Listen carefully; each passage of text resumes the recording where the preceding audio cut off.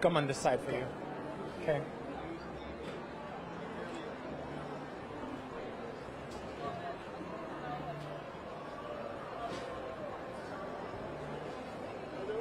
It's firing it up right now.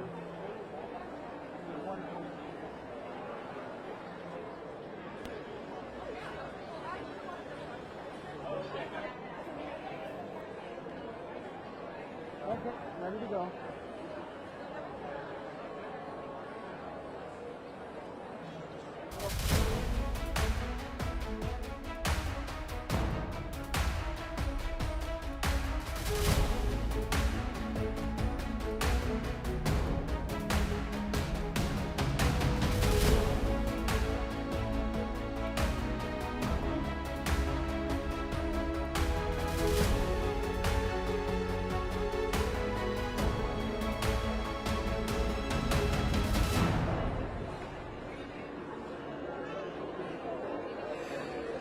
Ladies and gentlemen, welcome to the Edith Kanakaole Stadium, where it is intermission on Hula ʻAuana night. This is the final night of competition, and it's always kind of bittersweet here because we've already seen amazing kahiko performances. We are enjoying the ʻAuana performances, but the feeling that it is coming to an end is creeping up on us, and that makes us oh so sad. And joining me here outside of the Edith Kanakaole Stadium is Kumu Troy Allen Hinano Lazaro of the island of Kauai. Kumu, aloha, how are you? Aloha mai ka'iloa. It is such a fabulous, fabulous evening to be here in Hilo. Mai Well, ka'i. first off, you look fabulous. Look at these shells and this manaola and the humupapa. We are loving it and we are living it. Now, Kumu Troy is the kumu of Halau Kapahula o Hinano on the garden aisle. And tell us a little bit about your halau and your haumana. Oh gosh, I have such a beautiful halau of keiki, opio, wahine, kupuna, kane, makuahine.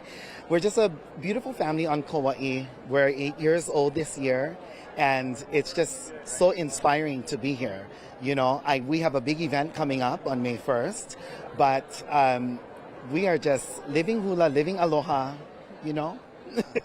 Tell us a little bit about your journey over the last 8 years. You know, here tonight you see Uncle Robert Casamara celebrating 50 years. Talk about your journey from start to now and the future. Wow, the journey of opening up my hula school, my halau, it's been such a blessing, you know, filled with incredible moments, a lot of learning, never stop learning, always being open to the new ike, being open to learning from other kumu, learning from my haumana. We are a collective, you know, it's never just about one person passing on the ike and the knowledge. I still have kumu that I vala'au with, that I talk with, that nurtures me and cares for me. And they've tried to steer me in the proper direction. You know, they tell me when I'm doing good and what I can do better, what I can do better. And, you know, hula is ohana. It is life for the kumu. And my only hope and dream as a kumu is to truly be able to pass it forward so that the hula can live on, our lineage can live on, the energy of my kupuna, my Kumu Hula, Uncle Doric, Kaleo Nuiyares, and Auntie Momi, that their lineage can live on. You know, that's what all of this is all about. We're here at the Merrie Monarch, but we're all hula people, and there is so much ike and knowledge that exists in this space. And I just hope, you know, maybe one day we will come to the Edith Kanakaole and share our aloha. But until then, we're going to work hard. We're going to mentor our youth, our children, our kupuna, everyone in our halau, give them aloha, and just keep teaching and keep filling their hearts with love for hula. Well, I feel like that day where your halau comes here could come very soon. I know they recently had a competition on Maui in which they did very well, and the hula community was all abuzz about you guys. So who knows when that will happen, hopefully very soon. But I also want to ask you, you spoke about your kumu, the lineage you try to uphold. What were some of the values that your kumu instilled in you? And, you know, specifically when you say they tell you when you're doing great, but they also tell you when you can improve. Talk about those conversations, because it's not always fun and games, right? Hiki no, you know, one of the greatest mana'o my kumu gave me was that not all knowledge comes from one resource. That we all come as a collective to witness all of this. And there's so much knowledge that has been passed on. And every halau may kaholo differently. Every halau may do the little things in hula that are so important, just slightly a little bit different. But that's what makes the hula so unique and beautiful. When we watch all of the halau share their ike, share their knowledge, we see them doing all the same thing, but it's slightly different with each group. And so the ike that my kumu has given to me, just for that, it's mind-boggling, because, you know, you may have kumu hula that have children. I have a wahine in my halau. Her father is a kumu hula, and she dances in my halau. And that is a thing that lived so well in the past. And today, it's still happening, you know, that they're coming into different hula schools to learn different knowledge base and to bring it forward, you know, and it's only going to make the hula that much better. So blessed that my kumu, Uncle Doric, was a phenomenal musician. He always told me, if you're going to become a kumu, you need to be a musician. You need to be a magician. You need to be able to do everything that I can do. And I take that so seriously, you know, because my kumu was so creative and innovative. And I also felt like he was a little ahead of his time. And though life short-lived, he lives through us in all that we do. And I just hope that my work that I do as a kumu brings honor and glory to him.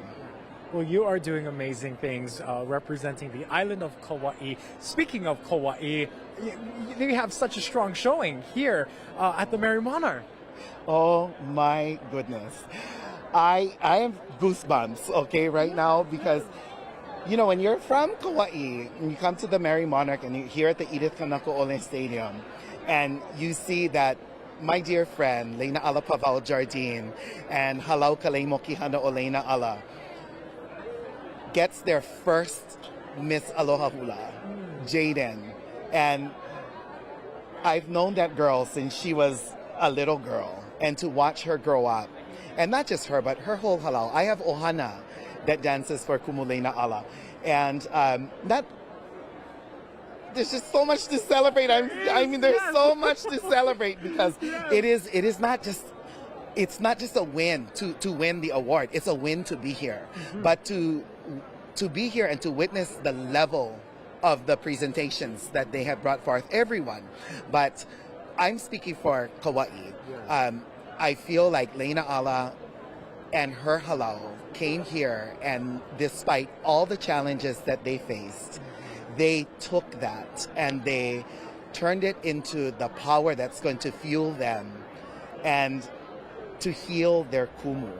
And we're all praying for her and in her journey. But to go through all of that and to display what they're displaying on this stage, it is mind-boggling. You know, Dillon, it truly is a blessing. And I know that Kumu Leina Ala always gives all the honor and glory to Keakua. And we pule to Keakua all the time, right? But we, as the kama'aina to the hula, we have to do the work. And they've done the work.